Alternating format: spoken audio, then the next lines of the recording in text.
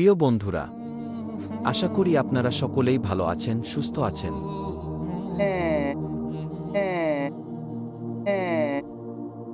ফেরাউনের লাশ থেকে কেন এই অদ্ভুত আওয়াজ বের হল? বিজ্ঞান কি এর কোনো ব্যাখ্যা দিতে পারবে? কেন প্রতি বছর ফেরাউনের লাশের উপরে একটি ইঁদুর ছেড়ে দেওয়া হয়?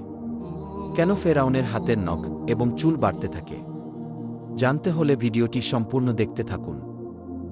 ফেরাউন কোনো ব্যক্তি বিশেষ নাম নয়।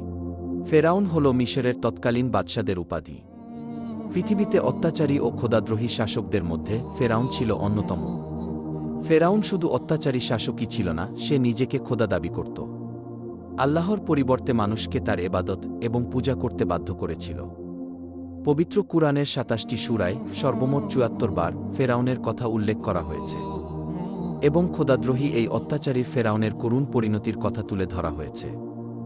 হজরত মুসা আলাইহিস সালামের কাছে ফেরাউন যখন যুক্তিতর্কে হেরে গেল, তখন সে ঘোষণা করল, আমি অবশ্যই তোমাদের হাত এবং পা অবশ্যই কর্তন করব এবং তোমাদের সবাইকে ফাঁসিতে চড়াব। যখন ফেরাউনের মন্ত্রিসভায় এই সিদ্ধান্ত পাশ হয়ে যায়, তখন মহান আল্লাহ রব্বুল আলামিন হজরত মুসা আলাইহিস সালামকে জানিয়ে দিলেন, হে মুসা, তুমি আমার বান্দাদেরকে নিয়ে রাত্রি যোগে বের হয়ে যাও, নিশ্চয়ই তোমাদেরকে পশ্চাদ্ধাবন করা হবে। অতঃপর মুসা আলাইহিস সালাম যখন তার কওম বনী ইসরাইলকে নিয়ে রাত্রিবেলায় চলতে শুরু করলেন, যেতে যেতে তিনি লোহিত সাগরের পাড়ে চলে গেলেন। অনেকেই এটাকে নীল নদ বলে থাকেন। জেনে অবাক হবেন, ফেরাউন যেখানে ডুবে মৃত্যুবরণ করেছে সেটি নীল নদ নয়, বরং সেটি হল সাগর। বাহারে আহমার, রেড সি বা লোহিত সাগরে ফেরাউনের মৃত্যু হয়েছে। কেননা আরবিতে নাহরুন শব্দের অর্থ হল নদী, আর বাহরুন শব্দের অর্থ হল সাগর। পবিত্র কুরআনেও বাহার শব্দটি ব্যবহার করা হয়েছে। হজরত মুসা আলাইহিস সালাম তার কওমকে নিয়ে যখন লোহিত সাগরের পাড়ে এসে দাঁড়ালেন, তখন তারা দেখতে পেলেন পেছন দিক থেকে দেয়ে আসছে ফেরাউন বাহিনী। তার কওমের লোকেরা বলতে লাগল, সামনে বিশাল উত্তাল সমুদ্র, পিছনে ফেরাউন বাহিনী, নিশ্চয়ই আমরা ধরা খেয়ে গেলাম। তখন মুসা আলাইহিস সালাম উত্তরে বলেন, কখনো না। নিশ্চয়ই আমাদের সাথে আমাদের মহান রব রয়েছেন, তিনি আমাকে পথ প্রদর্শন করবেন। অতঃপর আল্লাহ তাআলা বলেন, হে মুসা, তুমি তোমার লাঠি দ্বারা সমুদ্রে আঘাত করো। সমুদ্রে আঘাত করার সাথে সাথেই সমুদ্রের বুক চিরে একটি বিশাল প্রশস্ত রাস্তা তৈরি হয়ে গেল। সাগরের মাঝে রাস্তার দুই পাশে পানি দুই ভাগে বিভক্ত হয়ে সুউচ্চ পাহাড়ের মতো দাঁড়িয়ে রইল। আমরা অনেকেই জানি লোহিত সাগরের গভীরতা প্রায় ৪ থেকে ৯ হাজার ফিট। সুতরাং সমুদ্রের তলদেশের মাটি প্রকাশ পেয়ে দুই পাশের পানি প্রায় ৯ হাজার ফিট উঁচু হয়ে দাঁড়িয়েছিল। শুষ্ক সেই পথ দিয়ে মুসা আলাইহিস সালাম এবং তার কওম খুবই স্বাভাবিকভাবেই সমুদ্র পাড়ি দিয়ে ওপারে চলে গেল। ফেরাউন এবং তার দলবল এসে যখন দেখতে পেল লোহিত সাগরের মাঝ বরাবর একটি বিশাল রাস্তা হয়ে গিয়েছে, তখন ফেরাউনের উজির হামান বলতে লাগল, আমরা ইতিপূর্বে লোহিত সাগরের পাড়ে এসে দেখেছি, কখনো রাস্তা ছিল না, কিন্তু এখন কিভাবে রাস্তা হল? ফেরাউন তখন উত্তর দিল, এই রাস্তা নাকি সে নিজে নির্মাণ করেছে। আল্লাহ তাআলা পবিত্র কুরআনে বলেন, আমি বনী ইসরাইলকে সমুদ্র পার করে দিলাম, কিন্তু ফেরাউন ও তার দলবল বনী ইসরাইলের পিছু ধাওয়া করল। ফেরাউন তার দলবল নিয়ে যখন সমুদ্রের মাঝপথে এসে উপনীত হল, তখন আল্লাহ তাআলা সমুদ্রকে স্বাভাবিক হওয়ার ঘোষণা দিলেন, ফলে পানি তাদেরকে ডুবিয়ে দিল। তৎক্ষণাৎ ফেরাউন বলতে লাগল, আমান্তু, আমি ঈমান আনলাম, লা ইলাহা ইল্লাল্লাহ, আল্লাহ ছাড়া কোনো মাবুদ নেই। আমি সেই আল্লাহর প্রতি ঈমান আনলাম যে আল্লাহর প্রতি ঈমান এনেছে বনী ইসরাইল। আমি সেই আল্লাহর প্রতি ঈমান আনলাম যে আল্লাহর প্রতি ঈমান এনেছে পয়গম্বর মুসা এবং পয়গম্বর হারুন, এবং আমি মুসলমান হয়ে গেলাম। সুপ্রিয় দর্শক, ফেরাউন সেই মুহূর্তে ঈমান আনলেও তার ঈমান গৃহীত হয়নি। আল্লাহ তাআলা জবাবে বলেন, তুই এখন ঈমান আনছিস, ইতিপূর্বে তুই ছিলি চরম অবাধ্য এবং পৃথিবীতে ফাসাদ সৃষ্টিকারী, সুতরাং তোর ঈমান এখন ধর্তব্য নয়। আল্লাহ তাআলা আরও বলেন, আজ আমি তোর দেহ রক্ষা করব, যেন তোর পরবর্তী লোকদের জন্য নিদর্শন হয়ে থাকে। নিশ্চয় অধিকাংশ মানুষ আমার মহাশক্তিশালী নিদর্শন থেকে গাফেল। ইমাম কাতাদাহ রহিমাহুল্লাহ বলেন, বনী ইসরাইলগণ সাগর পাড়ি দেবার পর মুসা আলাইহিস সালাম যখন বনী ইসরাইলদেরকে ফেরাউনের নিহত হওয়ার সংবাদ দেন, তখন তারা এই খবর অস্বীকার করতে লাগল, কেননা ফেরাউনের ব্যাপারে তারা খুবই ভীতসন্ত্রস্ত ছিল এবং তারা বলতে লাগল, ফেরাউন হয়তো ধ্বংস হয়নি।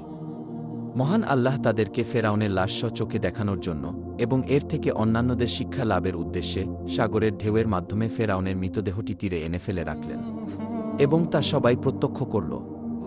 এতে করে ফেরাউনের ধ্বংসের ব্যাপারে তাদের নিশ্চিত বিশ্বাস হল এবং তার লাশ হবার জন্যে নিদর্শন হয়ে গেল। পরিশেষে তার লাশের কি পরিণতি হয়েছিল এ ব্যাপারে কোরআন ও হাদিসে কোথাও কোনো তথ্য নেই। কিন্তু এই ঘটনা সংঘটিত হওয়ার ৩,০০০ বছর পর লোহিত সাগরের তীরে জাবালিয়ান নামক স্থানে ১৮৯৮ সালে ফেরাউনের লাশ সর্বপ্রথম আবিষ্কার করা হয়। কিন্তু এখানে প্রশ্ন হল, ফেরাউনের মৃত্যুর পর থেকে ১৮৯৮ সালের আগ পর্যন্ত দীর্ঘ ৩,০০০ বছর লাশটি কোথায় ছিল? অধিকাংশ ঐতিহাসিকদের মতে এটি পানিতে অক্ষত অবস্থায় ভাসমান ছিল। যাই হোক, অতঃপর এই লাশটির সঠিক তথ্য উদ্ঘাটনে মিশর সরকার দীর্ঘদিন গবেষণাগারে সংরক্ষণ করেন। অবশেষে দীর্ঘ গবেষণার পর মিশর সরকার ঘোষণা করেন এটিই সম্ভবত মুসা আলাইহিস সালামের যুগের মিশরের সবচেয়ে প্রতাপশালী খোদাদ্রোহী ফেরাউনের লাশ। বিশ্বব্যাপী এ সংবাদ ছড়িয়ে পড়ায় ১৯৮১ সালে ফ্রান্স সরকার ফেরাউনের লাশ নিয়ে উচ্চতর গবেষণার জন্য মিশর থেকে ফেরাউনের লাশকে রাজকীয় সংবর্ধনা দিয়ে নিয়ে যায়। ফেরাউনের লাশ লাল গালিচা সংবর্ধনা দিয়ে বরণ করা হয়। অবাক করা বিষয় হল, ফেরাউনকে ফ্রান্সে আনার জন্য তার পাসপোর্ট তৈরি করা হয়। পাসপোর্টে তার পরিচয় লেখা হয় মহান মিশর সম্রাট। এটা করা হয়েছে কারণ ফ্রান্সের আইন অনুযায়ী জীবিত কিংবা মৃত কেউ ফ্রান্সে পাসপোর্ট ছাড়া ঢুকতে পারে না।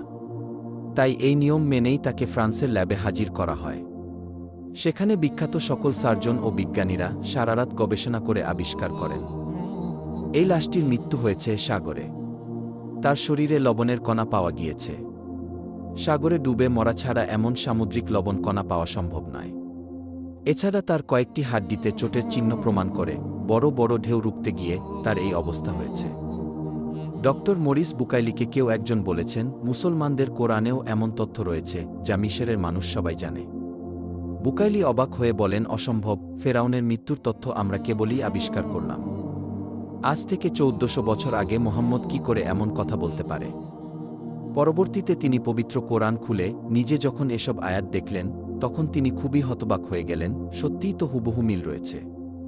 অতঃপর তিনি ইসলাম ধর্ম গ্রহণ করে নিজেকে ধন্য করেন। অবশেষে যখন বৈজ্ঞানিকভাবে প্রমাণিত হয়ে যায় এটি হল মুসা আলাইহিস সালামের যুগের পাপিষ্ঠ ফেরাউন, তখন মিশর সরকার লাশটিকে কায়রোর জাদুঘরে রাজকীয় মমি চেম্বারে একটি কাচের ফ্রেমে প্রদর্শনের জন্য সংরক্ষণ করেন। তবে দেহটি কোনো বিশেষ ব্যবস্থায় মমি করা ছাড়াই সংরক্ষিত আছে। বিজ্ঞান যার কোনো ব্যাখ্যা দিতে পারেনি। কিন্তু অবাক করা বিষয় হল, ফেরাউনের লাশের কিছু অংশে অলৌকিকভাবে গোস্ত বৃদ্ধি পায়। আর প্রতি বছর মার্চ মাসের ১৫ তারিখ লাশের উপরে একটি ইঁদুর ছেড়ে দেওয়া হয় এবং ছেড়ে দেওয়া ইঁদুর সেই স্ফীত গোস্ত খেয়ে সাবার করে।